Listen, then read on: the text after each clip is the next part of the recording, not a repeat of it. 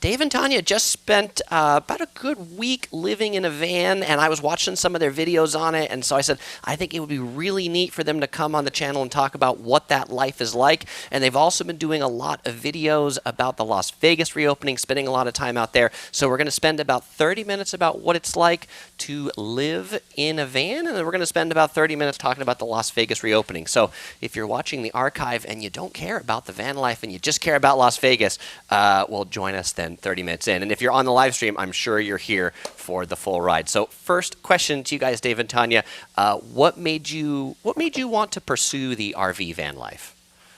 Well, first and foremost, if you're watching this now and you don't care about RVing, after this conversation, you just might sign up. Just saying. I'm just saying. You know what? There's a lot of factors.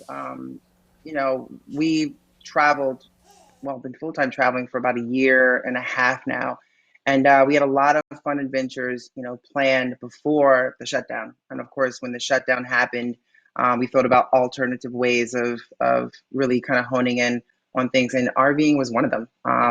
So I would say what sparked it would probably have been, I call her Rona, coronavirus, Rona. Rona sparked it. She, started it up, right? Right. No, I agree. And it definitely, we also had a passion for also, we have RV'd in the past, Oh just gosh, yes. never really went into a smaller van. It was a bigger RV Right. up in Through Alaska, had a wonderful time up there RVing. And so we also thought we'd really like it.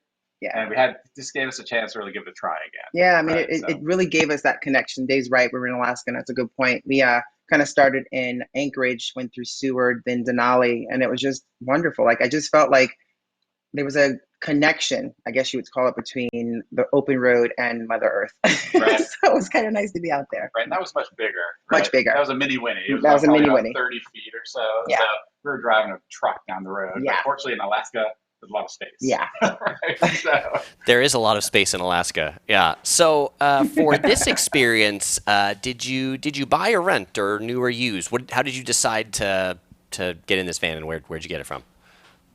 Sure. We decided to rent. We have a lot to learn about van life, potentially, if we really dive into it. So we wanted to rent first. And there's actually a great, it's a company that was on Shark Tank, actually, called Boho. Boho. Yeah, Boho van. Sorry. And it was awesome. Yeah. Like, all the sharks wanted them. So Yes. we heard about this company and how we kind of like the style of that interior, the wood grainy kind of feel, but we figured this would be roughing it for us. Like, without all the extra amenities that you get in a mini Winnie, if we can do this and still be married after that trip, then we would perfectly be able to handle anything. So, and Dave's right. One of the things why we rented was, as we started to look into, investing in one, they're gosh awful expensive. So to not, be full and committed to it, it's a huge gamble. Ha ha, gamble Vegas. Okay.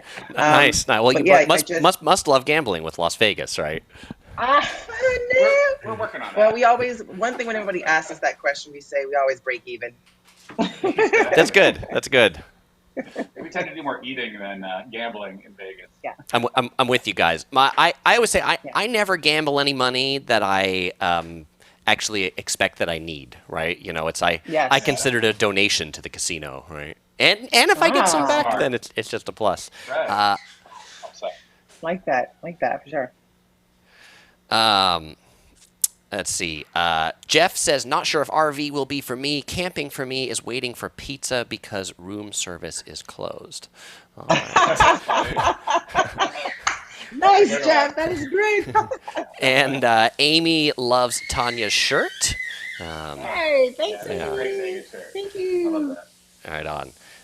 And Kathy, who tunes in from Australia, she says she's not really into camping or traveling. Resorts all the way. Nice. All right. So Yes.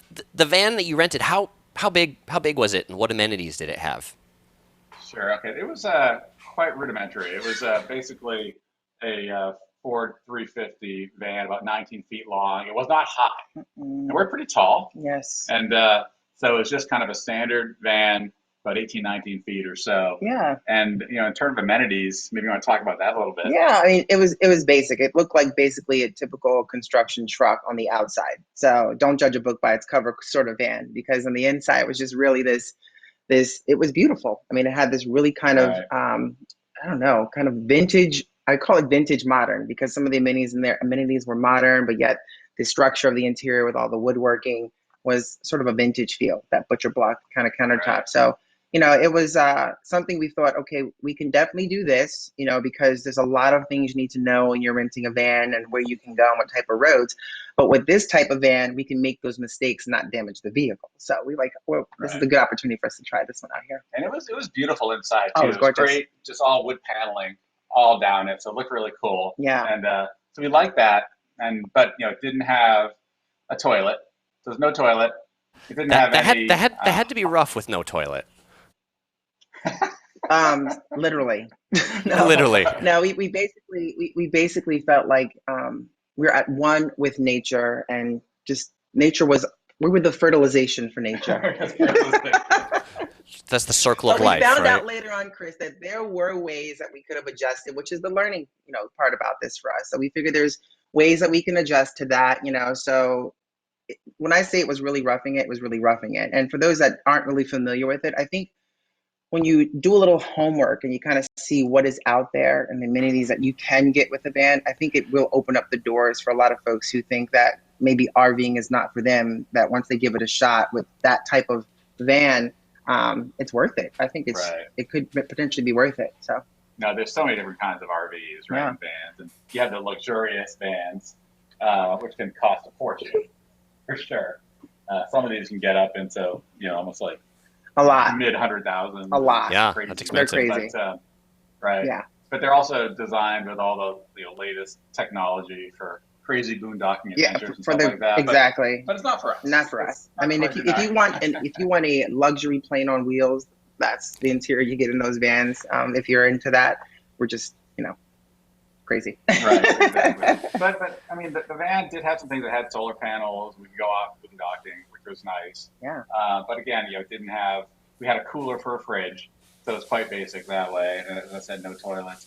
And the kitchen was basically just a portable propane grill we took out on the back. So, but it was still great. Yeah. So Kathy says that she would be okay only if there was a shower and a toilet inside the van. And but I guess, Kathy, we're bringing you over to the light side. We're starting to work on that resorts only mentality. Come on over. Good. But there was a shower on the outside, so you had that going for it. Oh, that's cool. Martin said Tanya would love my RV with all my toys. I guess, Martin, you must have a pretty fancy RV. It's Martin D. What's up, Martin D? You crazy. Martin's crazy. I'm just going to say Martin's crazy. He's fresh. He is fresh. All right. Okay. And so Kathy is moving over because she says she'll eventually do a trip around Australia in a big caravan or RV as long as it has that toilet and shower inside. So speaking of toilet and showers, without one inside, so what did you guys do for using the restroom? Yes. So, okay, we won't get into that part of it, but nature I was calling, but there was a shower, and basically how they created the shower, I thought it was the coolest feature. We posted a lot of this in our van series, so if any folks want to check that out, they can check it out. But it's kind of one of those things. It's the back doors open up, like a typical van just opens up, and they had a hook on the outside, and almost like one of the shower heads you have in your regular shower, kind of makeshift to a nozzle connected to the water tank that was in there, and you would kind of have an outdoor shower. So you would have to find a spot, either bring a bathing suit or find a really comfortable spot so that, you really become one with nature, bare butt nature. You know what I mean? So, yeah. You need to find your private spot. Literally. In the woods where you park your van. Yes. And fortunately, because of the size of the van, you can get to a lot of spots. You can get to a lot of spots that probably couldn't have gotten to. Exactly. And that was the coolest part, which is kind of what led us to say, okay, our pros and cons, what we do and what we don't like. And so as we're starting to kind of figure it out and write things down, what we want in a van, what we like, and what we can live without. And one thing we knew, we can't live without, just like when your follower says, a toilet and a shower. That is essential. Now, we have learned over the course of time, most folks will try to avoid using it as often as possible. They may find other ways of doing it because of the fact that those tanks fill up and you have to empty them. Sure. So it's more work. So you have to balance that, Yeah. Right. A lot of folks get these gym memberships, right, where they go and basically shower at one of the gyms and things like that. Exactly. When the or gyms if you're going are open, to a park, right? Yeah. Exactly, exactly. It's all exactly. chaos But you now, do right? have the RV Point. parks, that you can kind of rent a Right. spot and kind of plug in and dump your tanks, and you can kind of shower and however you seem fit. Unfortunately for us, we didn't have to worry about any of that. And we did have solar panels on top, which basically helped charge up any of the equipment that we needed, especially since we're trying to figure out if we can actually work from on the road, because as YouTubers as well, we have to have means of being able to work. I have a lot of plugs, a lot of equipment, and I just want to make sure I can kind of work from the road as well. So that was another trial for us, doing that. Yeah, yeah. Speaking of a lot of plugs, it's not related to RVs, but when OC Girl and I did this trip to Korea, we did this YouTuber trip to Korea, and we did an overnight stay in a Korean temple, like a traditional Korean Buddhist temple. And the 10 Oh. YouTubers are all like, but do they have plugs? The most important thing is, can we charge our battery? Exactly. Like, if Oh, not, that's true. I don't think we're going, Yeah. Hey, That's so funny. exactly. Well, we learned that too. We actually, I try to do research as well, like things that we may need, emergency things. So I actually have, it's pretty cool. It's a solar powered portable charger, but it also is a compass and a flashlight. So it has USB-C, USB, lightning plugs in that, charges by the sun, and actually has a flashlight and a compass. So So I felt pretty good. so it's a YouTuber survival kit. Survival Yeah, kit. awesome. Question from Pascal Lane Jr. He asks if the van life helps you gain a better relationship. Just interested in your opinion on this. Yeah, I definitely feel that is the case. It's interesting, and I was saying this to Dave many times when we're out there, kind of sitting and saying to ourselves, "Wow, we're actually doing this." And Dave and I are married. We've been together 14 years. Well, 14 years coming up soon next month. And you Um, guys have the same birthday too, right? yes, We do. the exact same birthday on the 18th of June. Yeah, I know it's crazy, but it's so funny too when you're like going through airports and things like that, and they take your license. They all look every time. We just wait for the smile. They look down Right. mine and pass, Seriously. look at Dave. Yeah. Oh, wait a Right. second, it's his Right. birthday. That's how you can tell if they're really looking at your licenses, right? Exactly. Right. Good point. Very good point. But yeah, we do feel like that it's brought us closer together. We love to hike and we love to do outdoorsy things, but I feel like once we started the van, life, and really trying to dive into just being on the road, not having a destination to physically call, home for however long you plan on being on the road, except what's on those four wheels. It really made it. And actually being able to pick locations. I mean, I'm talking views where it would probably cost you a crap load of money just to experience those type of views, to wake up with those type of views on a daily basis. And Right. it was freeing a little bit. You kind of didn't have to worry about the grind so much of the everyday versus just what was to come the next day. And basically for us, it was getting more ice for the cooler since we didn't have a refrigerator. Exactly. The ice is Yeah. nothing. You, But you can't beat but free. No. EJ, Brad, and Kai ask, how many places have y'all been besides Vegas during the pandemic? What's up, EJ, Brad, and Kai? Nice to see y'all floating on over here. Welcome, welcome. let's see, we have been to A lot. Austin, Disney, of course, Boston, Vegas, Arizona. Arizona. Um, We were supposed to be in Iceland. Right. We actually had even it was kind of when things were starting to shift a little bit. We had a trip bumped, which we were going to do 14 days, just the two of us in a van, and van lifing again out there. Just really, it was kind of that Right. place for us, and it didn't happen because Americans weren't allowed to Right. enter Iceland. So Right. Initially, they said they were going to test everybody, but then because of the spike in the U.S., they we just didn't allow it. canceled it. So yeah, we've had quite a few destinations. We were looking at Asia, which would have been towards the end of this year. Unfortunately, that wasn't happening. So a lot of things shifted, but we've learned a lot, along the way, and things that we've done since traveling. But yeah, it's been Quite a bit. So, quite a bit. so speaking of learning things or maybe encounters, China Joe wants to know if you've ever encountered any wild animals while you were on your van travels. No, we were dying. I mean, where we were in Arizona, we were like, oh, we're so excited going for a hike. And it's like the elk refuge. We saw tons of elk poop everywhere. We're like, we're going to Exactly. see elk. What's wonderful. And all we saw was elk poop. Yeah. We've seen a lot of poop. A lot of poop. We've seen animal poop all Wild across animal the poop world. all across the world. But No animals. Even, And even Alaska. Alaska, the whole time we're looking for bears. We never saw one bear. Yeah, imagine walking and looking for bears. But we saw just piles and piles of poop. Yeah, tons of poop. Bear poop everywhere. So you knew they were there. You knew they'd been there, right? Exactly. Guys?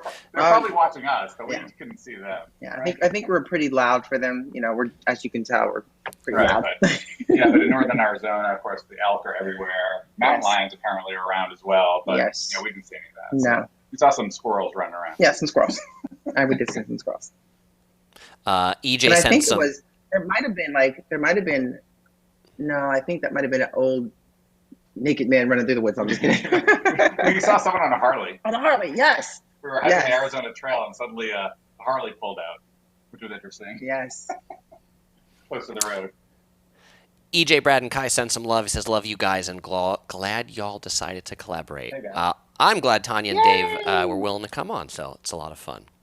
Yay, we're so happy, Chris, that you had us, and everybody give a big congratulations to Chris again for hitting that 200K mark. He is rocking and rolling. Well, thank you all for subscribing. So, thank you. Okay, so what was living in a van? What was the best part of living in a van? Would you say? I think I touched on it a little bit. Yeah, I mean, I'd say we love kind of getting away from it all a little bit, and especially with the whole COVID situation, going from a city environment where we were to a remote woods in northern Arizona was such an amazing contrast, right? And it was great to kind of get away. You didn't have to worry about any of that.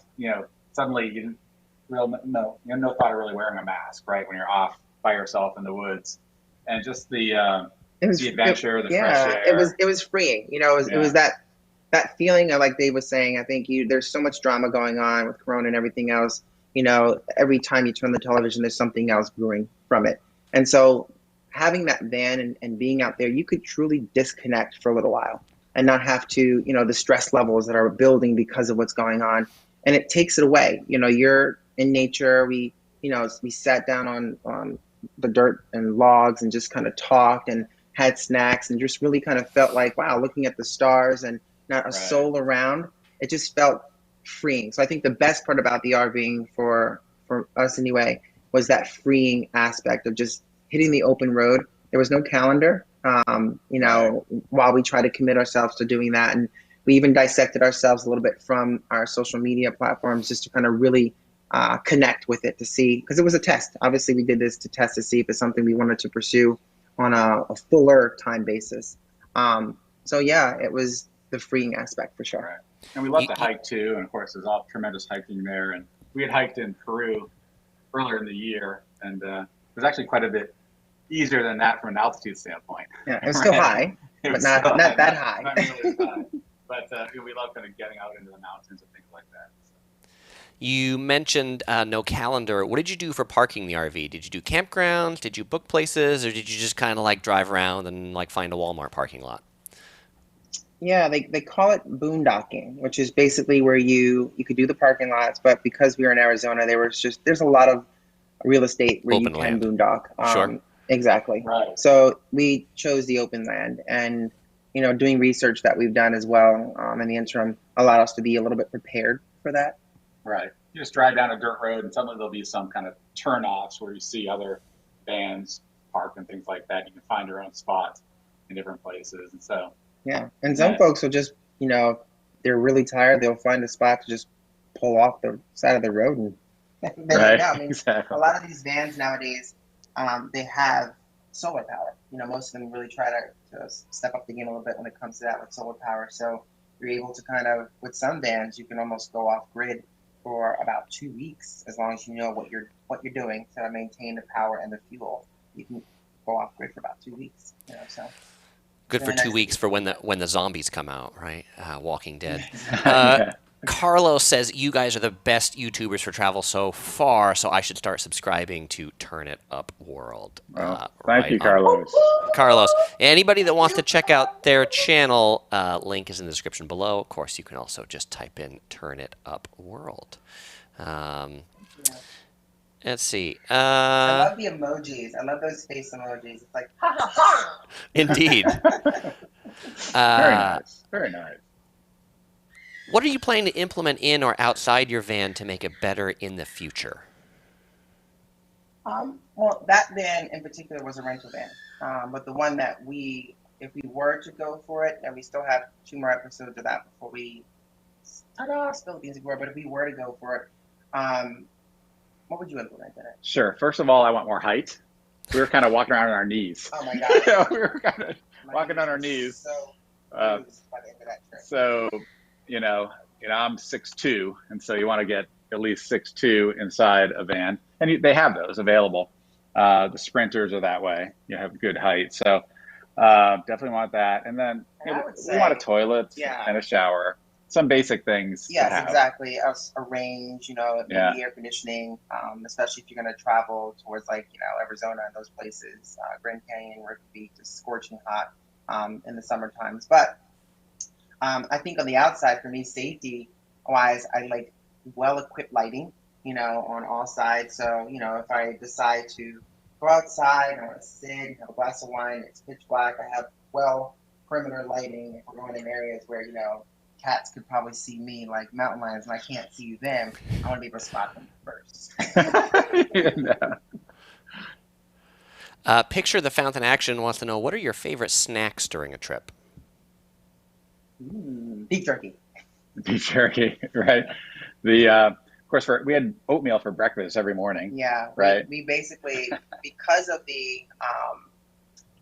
I would say during this trip in particular, we had to be smart about our packing needs because of the fact that we did not have a physical refrigerator. We were using basically a igloo, a Yeti cooler, and we had to mount with a couple, stacks of ice, knowing from our next location where we're going to go. So we had to be smart about that. So we love brown sugar. We love oatmeal. So we got maple brown sugar oatmeal. Right. We had soups, and then we were trying one thing. We were excited to do this called a hobo dinner. And a hobo dinner is basically, if you're not familiar with that, it's just one of those where you have a lot of potluck inside of aluminum foil and all kinds of spices, and you throw it on the open fire. And it just cooks on the open fire in aluminum foil. But during a portion of the trip, there were sections where we could not have a fire because it was too dry out there. So I had to switch up with that. And I love to cook, so it was great to be creative in terms of switching it up. And Dave's got a picky stomach, and he chowed down. So I very did well. picky, very picky. No, it was great. It was a lot of fun. I mean, I love Tanya did a great job cooking up some great meals in our little. Nice. Yeah, I think our favorite snacks traveling are generally we generally take a lot of chips, so like Fritos and Cheetos and that sort of stuff. Just Fritos. because we know they last forever, So it's one of those things that you can toss in your bag and you don't have to worry that it's going bad. Right. But we speaking tend to eat of a lot of peanut M&Ms. Yeah, those are good too. So speaking of drinking, because it's always a question, and people have asked, "What am I drinking today?" And I want to ask what you're drinking today. But today I'm drinking this Hustle matcha tea with honey. I picked that up from Whole Foods earlier. Nice. And apparently this bottle apparently has the same amount of caffeine as one espresso shot. So. Nice. Wow. It doesn't really taste authentically Japanese because they generally don't put honey in it. It tastes a little too sweet in comparison. Well, they have to, Americanize it a little bit. Yeah, that's right. What are you guys drinking today? Well, I'm glad you asked. We're having something healthy. A little healthy, a little Côte de Rhône, which is a French wine. You gotta let it air out and open up. And then, there you go. Not sponsored. Very Not fancy. sponsored. Yeah. But we do like to have our glass of vino, so cheers. Thank you for that. Thank you for having us. Yeah, a little red wine's good for the health. Cheers, So they say. for sure. All right, good. Cheers. Yes. Here's the hustle. Hustle. And grind. Yeah. Hustle and grind. All right, so it's been about 30 minutes. Let's go ahead and talk about Vegas now. So I've seen a lot of videos you guys have recently posted about Las Vegas. How long were you in Vegas, and when recently were you in Vegas? So I'll start. Can I start? Sure, absolutely. So we've been in Vegas since the reopening. We kind of kicked things off, boots on the ground, since the reopening. We were actually there a week before they closed down. So we saw, when shut the doors. Basically we were there, and we talked about it and thought it'd be a good idea for us to just hit Vegas really hard and showcase, because we had a lot of folks asking, "How's Vegas? What's going on?" And you hear all kinds of stuff. Obviously there's speculation, there's rumors, there's this. So we figured, well, what we see is what you'll see. So kind of showing Vegas through our eyes, sort of feel, and it just kind of went from there. And we felt that it was helping not only just us learn about Vegas, but it was helping a lot of folks understand the reopening and sort of the new Vegas. Yeah. So what is the new Vegas? What do you feel are the biggest changes in the new Vegas? There's a lot. I mean, if you want to start with the hotels themselves, from the reopening, we talked to so many employees, and I'm very emotional. So when I heard that they were extremely worried about like their jobs, and then a lot of them got furloughed, and it's really hard, because that's their means, and some of them, the wives and husbands both work in the same property, so if they're both getting furloughed, there they go. So we've seen that change. We've seen people, lose their jobs from the folks we talked to. And we started off going to the Wynn. And the main reason we started off with the Wynn is because they were the first to close their doors. This is the Wynn Encore. They were the first to come out with a reopening safety protocol plan that was pretty much put in place. And I feel a lot of the hotels kind of vibed off that. So we just felt like since they're so much in the spotlight with this and having to prove this protocol will work, we're going to stay there, and feel, let's test out the waters and see exactly what the safety measures mean. And when we got there, we felt extremely comfortable. Right. And I think the biggest change also is price. I mean, they need to make money, so they can't have the same normal prices of Vegas. So things are very different when it comes to that. Right. Yeah. Definitely a lot of good values, right, in Vegas right now in terms of pricing of hotels, especially during the week, right, without the conventions around. The weekdays are very, very quiet, for sure. And so you can get great rates at hotel rooms. And now some things aren't always open during the weekdays now, given the small crowds. Some of the restaurants may not be open during the weekdays. And so if you're planning a trip out there, make sure you call in advance, call the concierge at your hotel and find out what's open and what's not, especially during the weekdays. Yeah, and it may not be, you can go online and, I booked a room for Tuesday at Planet Hollywood. Well, you'll book it, but then you'll get an email maybe a day later with whatever team members they have there saying, we're going to have to move you to the Paris because we're only open on the weekends, which is another strange thing, including Encore. When Encore, they're not open on the Encore's not open on the weekdays anymore. It's like the weekend. So it's just like, what is going on? You know what I mean? So that shift is crazy. Right. Yeah. Crazy. No, you're crazy. Carlos asks if you guys do hotel reviews. Did you guys do any videos about the Wynn or the hotels that you stayed at? Yep, we do. Actually, they can check the playlist. We actually posed a question to our followers as well as what would they on Instagram, where would they like to see us go next. But yeah, we definitely do. When the Mirage first opened, the Wynn first opened, we actually did a walkthrough right from the day, what it was like when you walked in there. Same thing with the Mirage, what it was like. We reviewed the rooms, the pools, things like that. So yes, we do. And we have more coming as well. Yep. So. Good. Jake McShane wants to know, what are your hometowns? I like the plural because actually it is somewhat plural. Yes, exactly. A road. Right. We don't need roads where we're going. Right. It's a combination, but more so now, Boston. We were Austin, Texas, and Boston. And of course, the road where we traveled quite a bit, so we never really truly had a designation. But we've moved back towards the Boston area just because of Corona and all the things that's been happening. We tried to condense so we can maintain our full-time, travels and adventures and building this business. Doing so, we had to condense, so we had to give up our love place in Austin and come back here to Boston. Right. But we probably should have a place in Vegas, given all the back and forth we do. Everybody says that, Vegas, right. We're not, but we should be. Right, exactly. Yeah. In different places, Summerlin, Henderson. So we'll see. Thinking about it, but we'll see. Shay is asking, how do you do reviews if you sleep in the van? And they had the van for a week, so they were not in the van when they were in Las Vegas. Amy wants to know if you ever think Vegas is going to get back to what it used to be. Can it recover? I think so. I mean, I think so. I mean, there's a lot of creative minds and backing power behind Vegas. You're already starting to see things slowly reopen with protocols and measures put in place.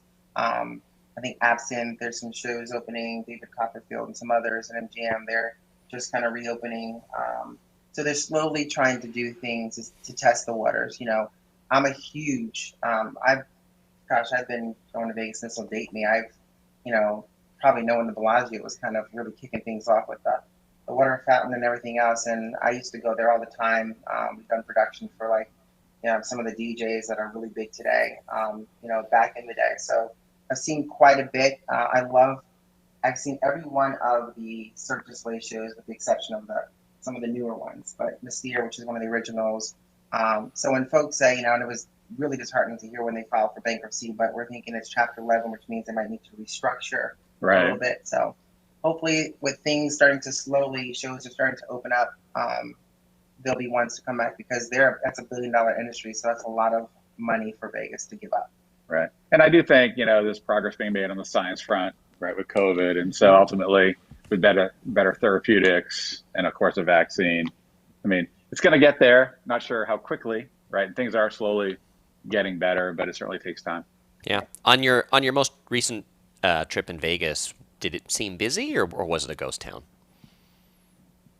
Yeah. On weekends it's pretty busy. Friday, Saturday night, it actually is quite busy. Not like the old Vegas, right? But it's definitely not a ghost town. Definitely not a ghost town.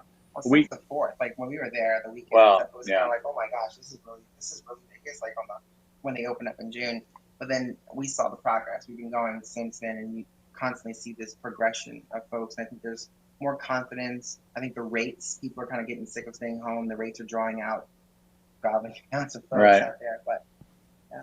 Well, it's interesting because we were there, as we mentioned, for the opening down at Fremont Street at 12:01 on July 4th, and it was crazy. It was crazy. You wouldn't realize like COVID was going on at that point. You had probably 30% of the folks were wearing masks at the time. Right. It was the patrons. At the time, it wasn't mandatory. It was highly recommended. And we got a lot of flack for that. Like we would film and we would do our live streams, things like that, and we get a lot of folks on our live stream saying, "What the heck are you guys wearing masks for?" Right. We always wore our masks in the beginning. Right. Yes. Yeah, we had them on, but we went into the D at 12:01. They had a great countdown and kind of fireworks up on the screen, right on the canopy. But you went in there, you felt like you're in a club. You had dancers on the table, just total packed casino. Yeah, so we went in, we said, "Wow, this is it, you guys." And we're back. See you later. Back outside. Yeah, you mentioned all the comments about masks. I was at a coffee shop the other day that written on their chalkboard had a thing that says, what I really want to know is more people's opinions about masks. Really not sure what people think about them, So,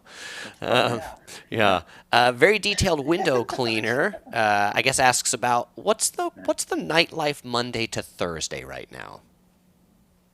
Well, hello, very detailed window cleaner. Nice to see you again.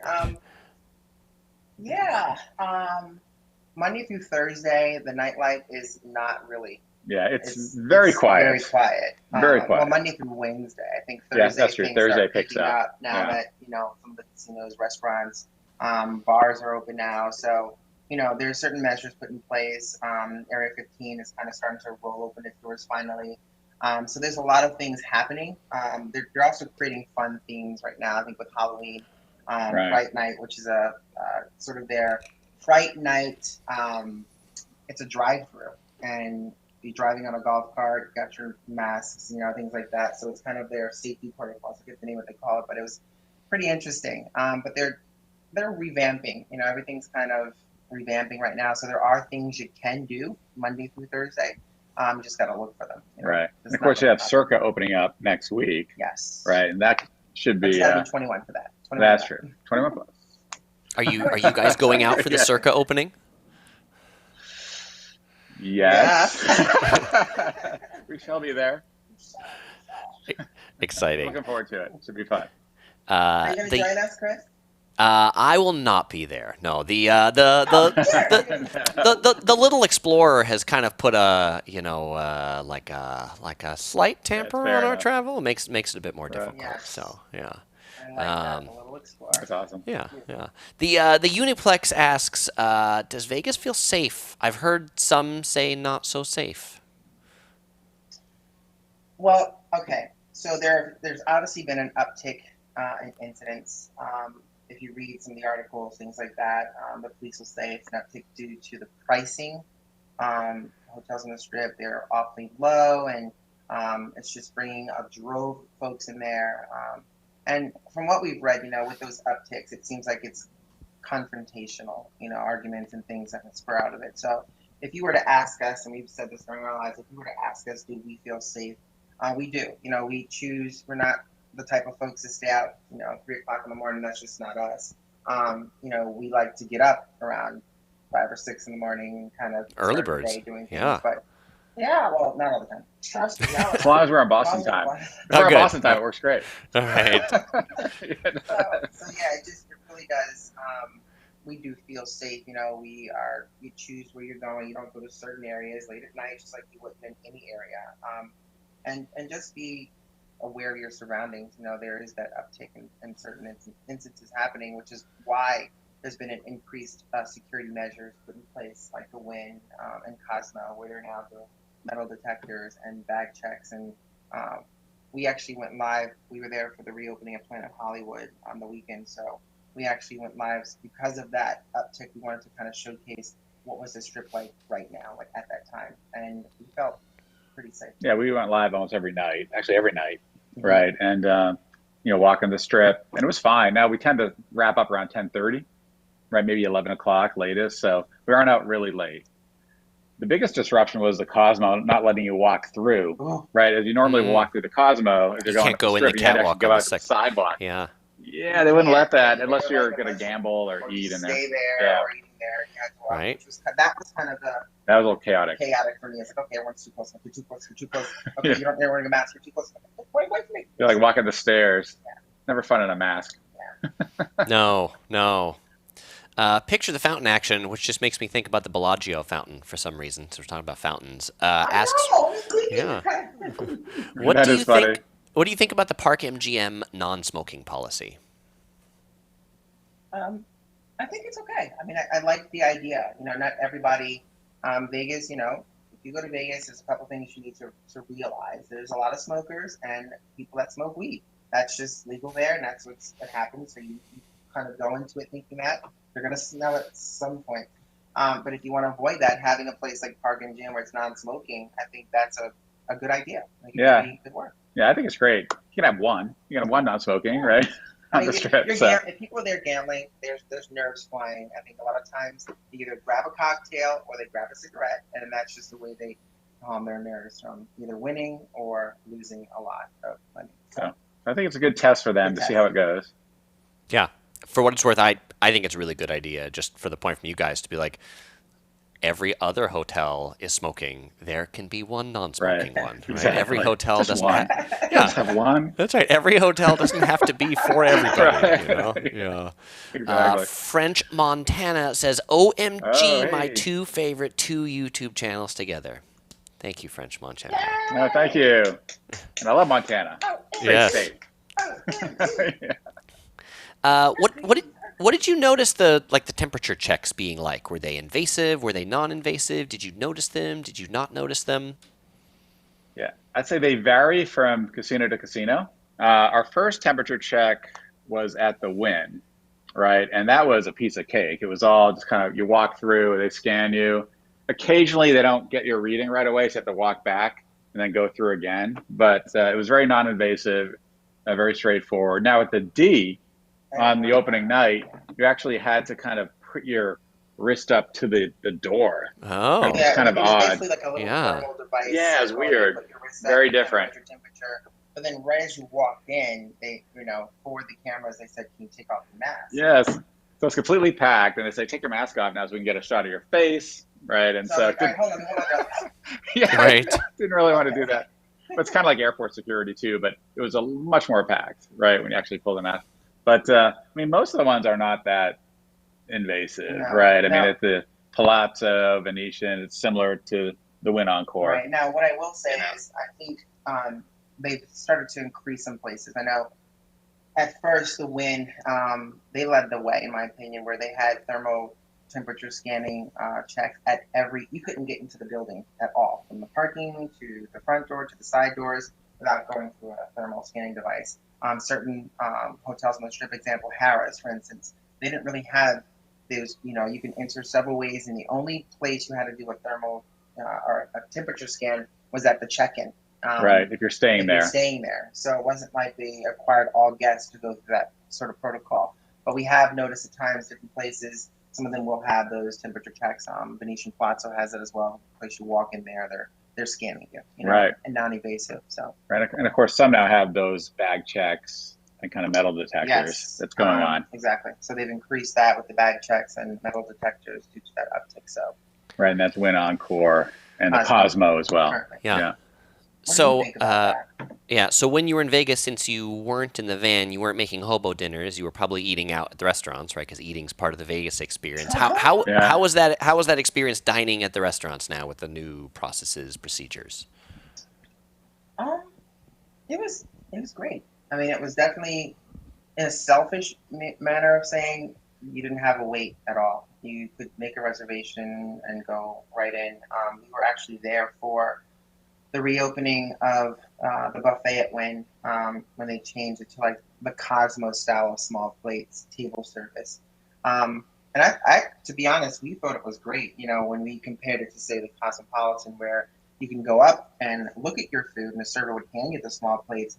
Where I felt like at the Wynn, at the Wynn, it was basically brought to you in those same small plates. Now, the difference was the very first opening, the service was like spot on. I mean, it was like, oh my god, this is amazing. Like you don't have to get up and wait in line for your crab legs or your lobster Benedict, and it's like you can have four. I'll take four of those. They'll bring four. You move it over. They had one person cleaning off the table, another person, taking your order, another person constantly checking on you. So I was like, wow, this is amazing. But Right. then it kind of fell flat. We even talked about this when it came to like the gourmet dinner. What they basically had done is they've taken some of the restaurants that have closed during the week and kind of relocated them to the buffet to help out to keep their job, sort of feel. Right. But they're not really trained in buffet style food. They're more like fancy restaurant, type training. So it really fell flat in certain ways, and it was just not a great experience when it came to Right. that. So And in general, though, we found the restaurants great. great. I mean, you have more space, right? You have the social distancing, so you have more space. We felt very safe in the restaurants. We've eaten at a ton, right, since the reopening, and they've done a really good job, I think, kind of in most places in terms of putting safety protocols in place around distancing and trying to have fewer people interact with you and things like that. Yeah, Or and even at like Tacos El Gordo had the it barriers was up, crazy. which They was had everything did a good job. mapped out, and it's basically, they have, they put these things in place like welcome back menus. So you could actually get at some of these places like Mayfair Supper Club and all these really kind of high end type places. You can get some of their signature dishes for like a fraction of the cost. So they're trying to draw back in those crowds. So if you feel comfortable enough to go, you want to experience a suite that might cost you $300 a night versus say $1,000 a night right now. Right. No, experience it because we find it to be pretty comfortable as long as you're smart about it. You know what I mean? Right. Being smart about it. And it is true too, because of the distancing, some places will fill up. Like Hell's Kitchen can be a tough reservation. Yeah. So if you want to go to some of the more popular spots, definitely call ahead and make those reservations. Yeah, that's a Well good said, tip. sir. I think Yes. I think COVID makes reservations more important, right? More places are doing reservations, and not just Vegas, but that's Yes, something I that's see true. around Los Angeles. It's actually easier to get Everywhere. into a lot of restaurants because you can make a reservation where before you had to wait 3 hours in line. Right. Yes, Yeah. exactly. There's 180 or so people on the live stream right now, 77 likes. If you're enjoying this today and you're enjoying Dave and Tanya on the live stream, definitely give it a thumbs up. Thumbs up. Steve, Thumbs oh, up! yeah, good. All right. Dave and Tanya gave it that was like 20 thumbs up, so I should see that number going up here pretty quickly. But hit it only once. That's hit it good. twice, it might, Right, you might lose right. it. That's always the YouTube joke, you know. It's like if you like this video, give it a thumbs up. If you really dislike it, then please give it a thumbs down twice. You know, it's Yeah, that's good. I like that. Well said. Steve-O said they just got back from Vegas, had raw marks on our ear tops from the masks all the time, and found that Vegas was weird. Did you all notice a weird vibe? Weird vibe. That's a great question. I think that It's funny. depending on where you go, Yeah. it definitely the mask. I feel that too. You know, the raw marks on my ears. It just he's right about that. Like you get these sort of like, you know, kind of burning sensation Right. from wearing it Yeah. on your ear. I like the one around my head. Yeah, If it's around my ear, it just freaking kills. Too long. So I have one. I just wear one around. It goes around my head most of the time. yeah, he's Right. smart though, but he does. It's so tight in his face when he takes off. It looks like a different. I have like a being. second face. Second It's like, face. you know. But yeah, no, it's definitely it's funny. When I hear weird, I think Austin. Keep Austin weird. Yeah. Right. But is Vegas weird? I mean, it's definitely a little bit different Yeah. for sure. Yeah. I mean, Right. it's COVID time, so Right. you don't get the same. The energy is there, but it's not the same that everybody's like, "Hey, it's Vegas. Nice to see you, bro. Right. Hi, welcome." They're kind of like, "Hey, nice to see you." Hey. Exactly. Hey. Give a little elbow. Yeah. Yeah. Speaking of meeting people in Vegas, since you guys have been to a lot of these reopenings, have you run into any of the regular Vegas vloggers like Steven or Jacob's Life, or because you've been doing your live streams, have you had any Oh, yeah. live stream inception sort of things? Yeah. Yeah. Then the crossing the streams. Yeah. Ghostbusters, right? Yes. We have. We have, and it's been wonderful, talking to them. And the one thing we've always told folks is everybody brings a different perspective, so support us all. We all have our, we're all doing what we have to do out there. It's great to see them out there doing their thing. We always tell them to go subscribe to their channel, go subscribe to them, because for us it's about, everybody brings a different perspective, and it's what you enjoy. So for us, it's kind of supporting what we do. Like you're out there, you've been doing it for a while, and it's great to see that. You do a wonderful job at what you do, and it's heartfelt. So we feel that. So it's great to see some of those bloggers out there. Yeah, well, that notion of everybody giving a different message, and I talked about this Korea trip that I went on, but that was something I learned a lot, because it was like 10 YouTubers that were in Korea, all on the same trip, all in the same places, and if you would watch all 10 of our videos from the trip, you would think we all had completely different experiences, right? Because and where everybody can do the same thing, but literally tell it a different way, tell it with a different approach, Exactly. tell it with backflips or drone shots if they might prefer. Shay wants to know, which editing software do you use to edit videos on your channel?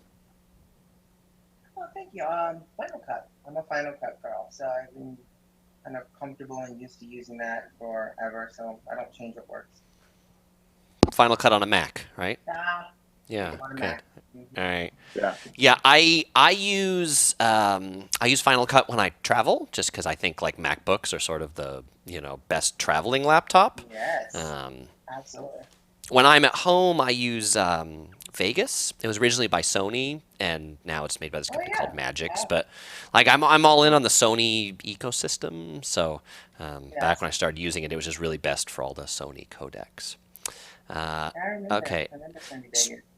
Speaking of food, what's your favorite cheap eat in Vegas? What is my favorite cheap eat place? I don't. It just depends on the mood.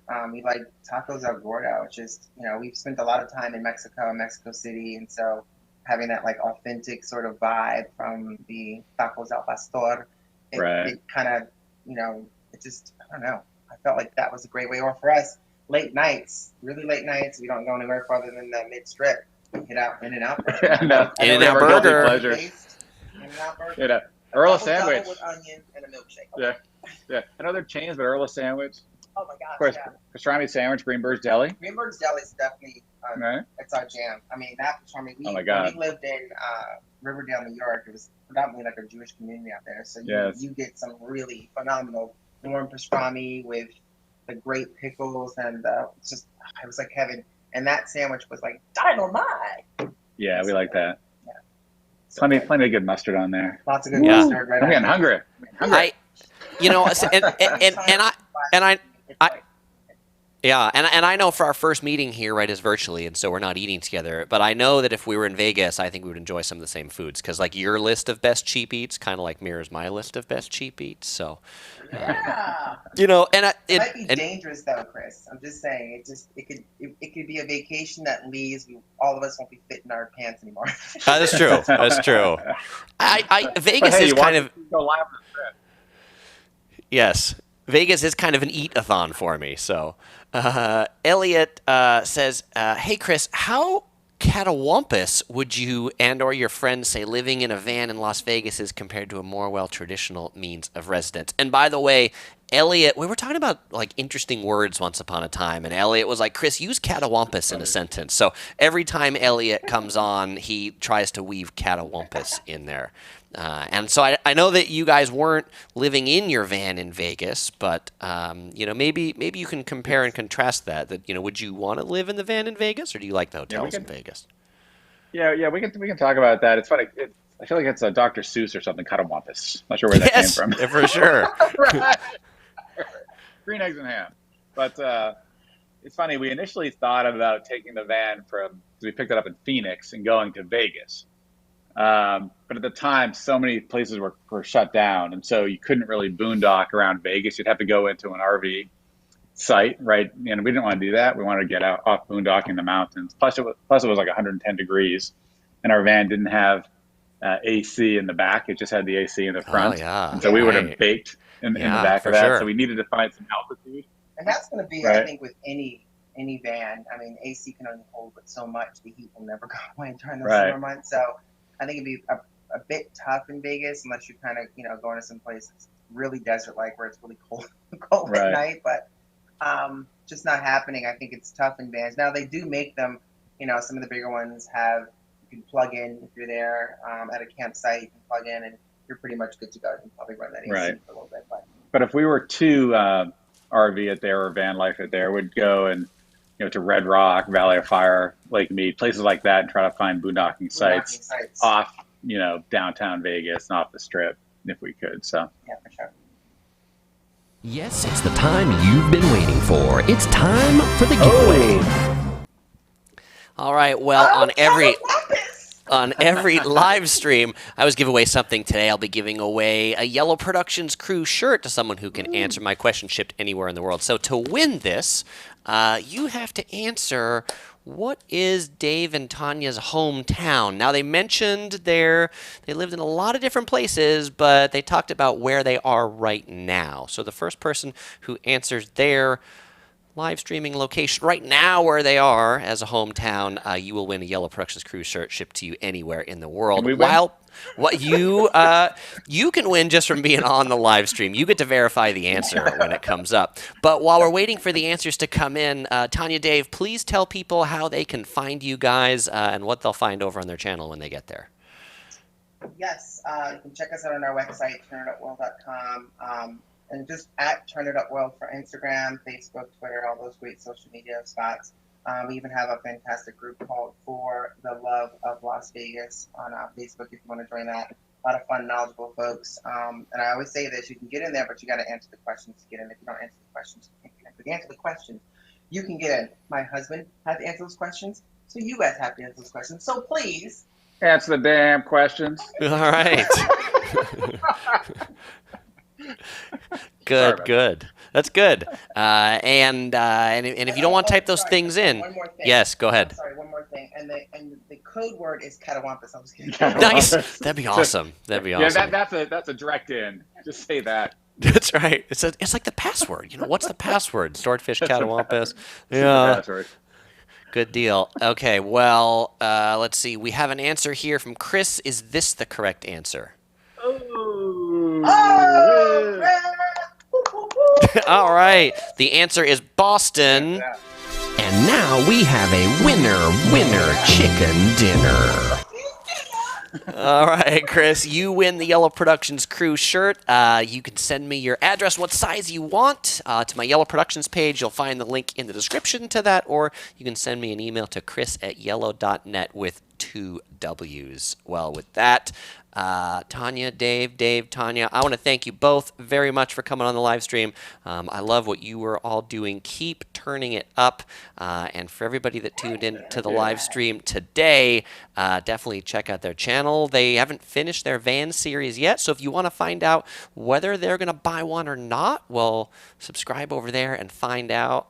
And I think if you want to know more about Las Vegas, including the Circa, definitely check it out. Tanya, Dave, any final words before we sign off today?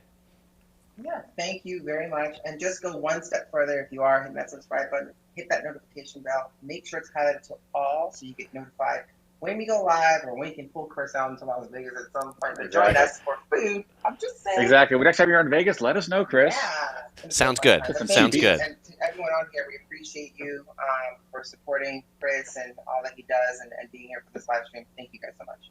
All right. Well, we will definitely be doing some more stuff together again. So, as usual, I won't say goodbye because I'll see you all. Well, in the next live stream, it's actually next week on Tuesday. We're not going to be talking about living in a van. We're going to be talking about living on a sailboat. So, tune in for that.